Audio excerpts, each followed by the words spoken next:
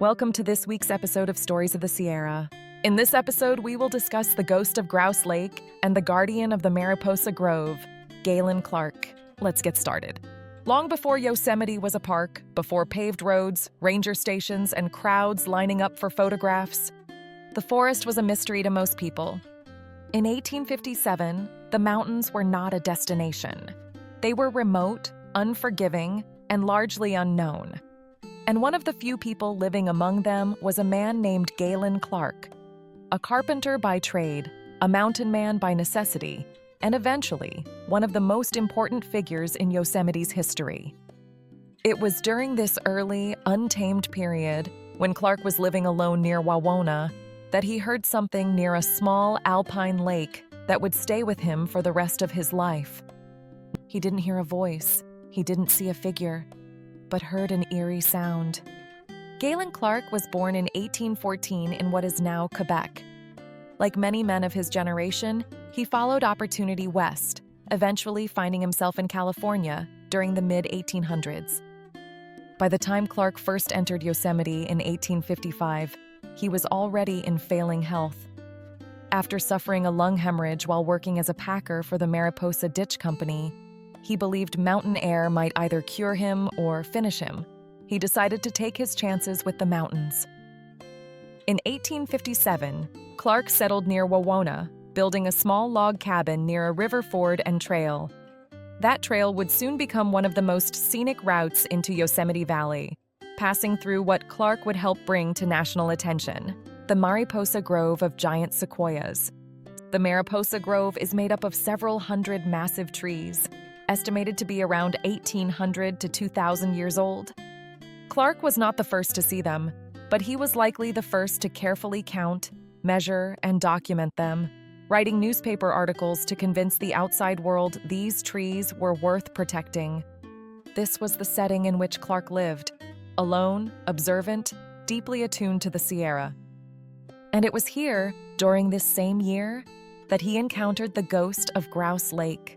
Grouse Lake sits quietly in Yosemite's high country. Even today, it's easy to pass by without noticing it. No dramatic cliffs, no famous viewpoint.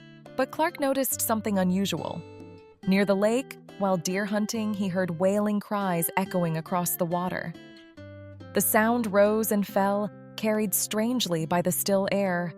To Clark, an experienced woodsman by then, it sounded like a lost puppy, frightened, calling out, possibly trapped near the water's edge. Anyone who's spent time in the wilderness knows that sound. It pulls at you. It asks for help. Clark considered following it, but before he did, he listened to something else. Clark spoke with local Indigenous people familiar with the lake, people whose families had lived in and moved through this landscape long before he arrived. They warned him, "Do not follow the sound." They told Clark it was not an animal. It was the spirit of a drowned Native American boy, a presence tied to the water itself. The crying, they said, was meant to lure travelers closer to the lake, especially in low light or moments of uncertainty. If someone followed the sound too far, the spirit would pull them under by the legs.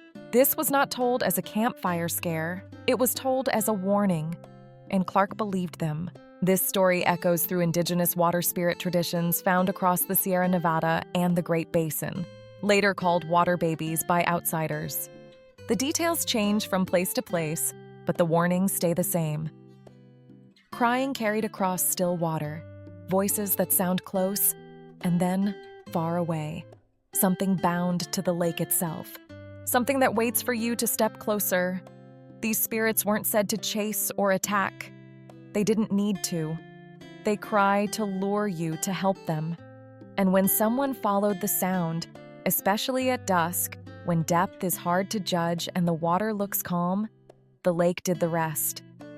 Cold hands rose up from the lake and seized the body. The bottom dropped away, and the mountains kept their silence. These stories were never meant to explain the supernatural. They were meant to mark places where people disappeared, where the land had already taken enough. Galen Clark, unlike many men of his time, didn't laugh it off. He didn't argue. He listened. He wrote it down. And he carried that warning with him for the rest of his life. Because in the Sierra, ignoring a warning, whether spoken by people or whispered by water, has always come at a cost. Within a few years, Clark's role in Yosemite expanded dramatically. In 1864, President Abraham Lincoln signed the Yosemite Grant, protecting Yosemite Valley and the Mariposa Grove for public use. When the state needed someone to serve as guardian, their first choice was Galen Clark. For 24 years, he protected Yosemite from logging, grazing, and exploitation. Commissioners came and went. Clark remained. He guided visitors, studied the land, and shared its stories. John Muir wrote of Clark's generosity and toughness, describing him as the best mountaineer he ever met. A man who slept anywhere, scrambled through chaparral without complaint, and lived simply among the mountains he loved. This was not a man prone to fantasy, which makes the Grouse Lake story all the more unsettling. Clark never claimed to see the ghost. He never explained the sound. He simply passed along the warning. That's what makes this story linger. Not because something chased him, not because something appeared, but because one of Yosemite's most trusted observers heard something and chose not to follow it. Today, Galen Clark is buried in Yosemite Valley near Yosemite Falls. He dug his own grave, planted sequoia seedlings from the Mariposa Grove, and chose a granite marker. Those trees still grow, and the lake still waits, calling out after dark. If you hike deep enough into the Sierra, you start to notice something. The sounds you hear may not belong to the present. At places like Grouse Lake, the stories don't end. They wait, they repeat, and they listen for someone willing to step closer. Galen Clark heard the crying and chose to walk away.